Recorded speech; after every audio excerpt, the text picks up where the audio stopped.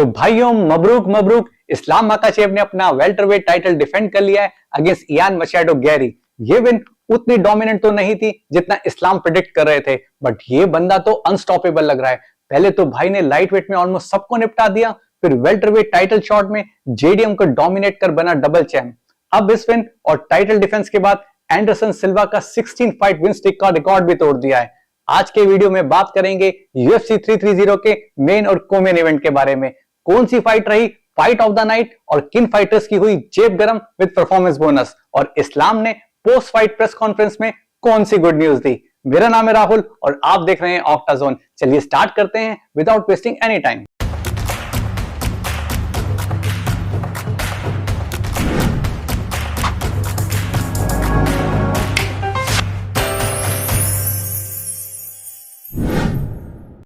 इस्लाम और Ian Gary दोनों का ही मानना था कि वो ये फाइट फिनिश करेंगे, और इस्लाम ने खुद एक्सेप्ट किया था कि उनकी फाइट अगेंस्ट जेडीएम वो काफी सेफ खेले और उन्हें उस विन में उतना मजा भी नहीं आया। लेकिन इस बार वो रिस्क लेने और फाइट फिनिश करने के मूड में थे, obviously by submission. But Ian Garry ने उन्हें पांचों राउंड में कड़ी टक्कर दी। एक बार भी ऐसा नहीं लगा कि इस्लाम सबमिशन लगाने के करीब है। सेकेंड राउंड में इस्लाम की एक प्रिसाइज हेड किक से इयान गैरी नॉकडाउन हो गए और सबको लगा कि शायद इस्लाम यहां फाइट फिनिश कर देंगे। लेकिन अगर आपने इयान गैरी की कोई पुरानी फाइट देखी है तो ऐसा उनके साथ कई बार हो चुका है और हर बार की तरह उन्होंने क्विकली रिकवर कर लिया।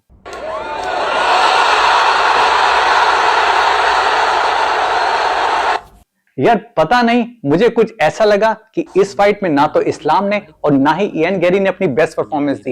इयान गैरी पूरे 5 राउंड इस्लाम के ठीक सामने खड़े रहे, उनकी टिपिकल इरिटेटिंग केज के राउंड घूमने वाली टैक्टिक्स यूज ही नहीं की, और यह भी समझ नहीं आया कि इयान गैरी ने हेड किक ज्यादा अटेम्प्ट क्यों नहीं की। शायद अगर 5th राउंड में इयान गैरी थोड़ा सा किलर इंस्टिंक्ट दिखाते और इस्लाम को बैकफुट पर धकेलकर कुछ अच्छी स्ट्राइक्स लगाते तो फाइट का रिजल्ट एटलीस्ट यूनानिमस डिसीजन से नहीं आता। इस्लाम ने फाइट तो जीती, बट ना ही उतनी कन्विंसिंग थी और ना ही उतनी डोमिनेटिंग। इस फाइट में हर राउंड में एवरी सेकंड इयान गैरी ने उन्हें हार्ड टाइम दिया और खुद इस्लाम ने भी एक्सेप्ट किया। सेकेंड राउंड में उन्होंने खबीब वर्सेस मैकग्रेगर वाला नॉस्टैल्जिक मोमेंट जरूर क्रिएट किया, बट वो उसे इनकैश नहीं कर पाए।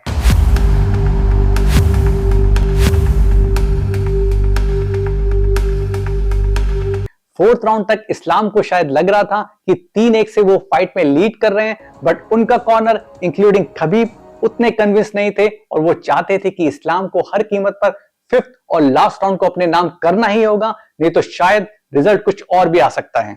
सही मायने में इस फाइट का रिजल्ट 5th राउंड की परफॉर्मेंस पर काफी डिपेंडेंट था और इयान गैरी से यहीं पर एक चूक हो गई, बट इस्लाम ने अपनी बची कुची पूरी एनर्जी इस राउंड में झोंक दी और इयान गैरी को 2 सक्सेसफुल टेकडाउन लगाए with more than 3 minutes of ground control. Final bell बजी और इयान गैरी समझ चुके थे कि रिजल्ट क्या होने वाला है। उनके हाथ से चैंपियन बनने की गोल्डन अपॉर्चुनिटी निकल चुकी थी और इस बात का मलाल उन्हें जिंदगी भर रहेगा कि शायद थोड़ा और ऑफेंसिव होना चाहिए था, बट इस्लाम के अगेंस्ट ये एक बहुत बड़ा गैम्बल होता। लेकिन अगर आपको चैंपियन बनना है तो अपनी शेल से निकलकर थोड़ा सा तो रिस्क लेना पड़ेगा बॉस। इस्लाम के हिसाब से ये फाइट उनके लिए काफी टफ थी, क्योंकि इयान गैरी का गेम वेटिंग और काउंटर स्ट्राइकिंग वाला गेम है और वो कभी भी पहल नहीं करते। ऐसे गेम प्लान के साथ उन्हें टारगेट करना और भी मुश्किल हो जाता है। ये फाइट इस्लाम के लिए टफ तो थी, बट वो अपनी fight versus Alexander Volkanovski first को ज्यादा टफ मानते हैं।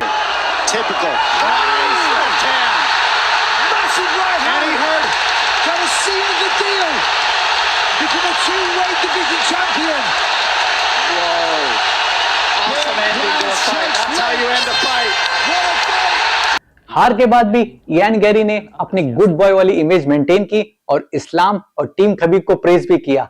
हर राउंड के बाद वो इस्लाम को पैट और अप्रिशिएट कर रहे थे। ये बात डैना व्हाइट और इस्लाम को खुद भी उतनी पसंद नहीं आई। भाई तुम फाइट करने आए हो या ओपोनेंट को अप्रिशिएट करने? ये यूएफसी है बॉस, और इतना गुड बॉय बनकर क्या करना है? अरे भाई रिस्पेक्ट दिखानी है तो केज से बाहर दिखाओ।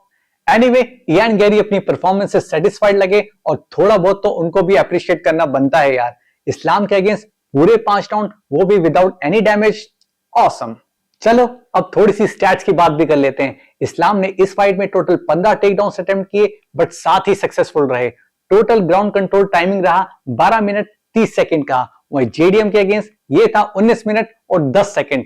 दोनों ही फाइटर्स ने कुल मिलाकर 255 स्ट्राइक्स लगाई, जिसमें से सिर्फ 51 ही सिग्निफिकेंट स्ट्राइक्स थी। इस्लाम ने हेड और लेग्स को ज्यादा टारगेट किया, वहीं इयान गैरी ने ज्यादा बॉडी स्ट्राइक्स लगाई। फिर इस्लाम के फेस का इतना बुरा हाल कैसे हुआ? आर वी श्योर कि यूएफसी के स्टैट्स सही हैं? सच बताऊं तो किसी भी मेन इवेंट और 5 राउंड की फाइट के हिसाब से ये फिगर खुद ही बता रही हैं कि फाइट इतनी थ्रिलिंग और एंटरटेनिंग नहीं थी। डीडीपी वर्सेस कमार उस्मान की फाइट में इससे ज्यादा मजा आया था। इस फाइट में इस्लाम ने खमजत जैसी गलती बिल्कुल नहीं की। हालांकि उनका टेक डाउन सक्सेस रेट सिर्फ 46% ही था, लेकिन फिर भी जब भी मौका मिलता वो टेक डाउन अटेम्प्ट करते। अदरवाइज अगर वो स्ट्राइकिंग के लिए जाते तो उन्हें ये महंगा पड़ सकता था। इस्लाम का कार्डियो भी उतना इंप्रेसिव नहीं था और थर्ड राउंड में वो काफी फटीग लगे, लेकिन पता नहीं फिफ्थ राउंड में कहां से इतनी एनर्जी आ गई।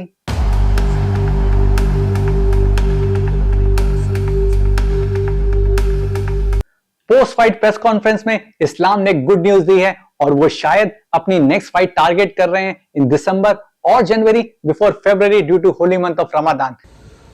Bro, we have to fight before Ramadan, 100%. Of course, January, end of the year, we have to fight. इस्लाम 27 अक्टूबर को 35 साल के हो जाएंगे और वो अगर अपनी आने वाली कुछ फाइट्स में ज्यादा डैमेज नहीं लेते हैं तो हम उन्हें फ्रीक्वेंटली केज में देखेंगे। उनका खुद का टारगेट है कम से कम 20 यूएफसी फाइट विन स्ट्रीक का, जिसको तोड़ पाना ऑलमोस्ट इम्पॉसिबल होगा।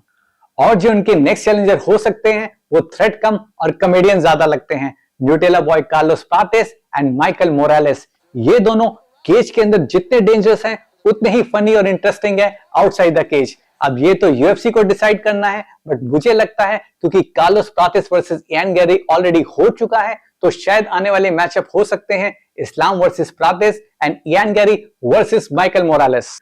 जहां मेन इवेंट में इस्लाम ने अपना टाइटल डिफेंड किया, वहीं को मेन इवेंट में भी मैकेंजी डन ने जिलियन रॉबर्टसन को यूनानिमस डिसीजन से हराकर अपना स्ट्रॉवेट टाइटल डिफेंड किया। ये फाइट भी चली पूरे 5 राउंड और मैकेंजी डन ने उम्मीद के मुताबिक परफॉर्मेंस दी।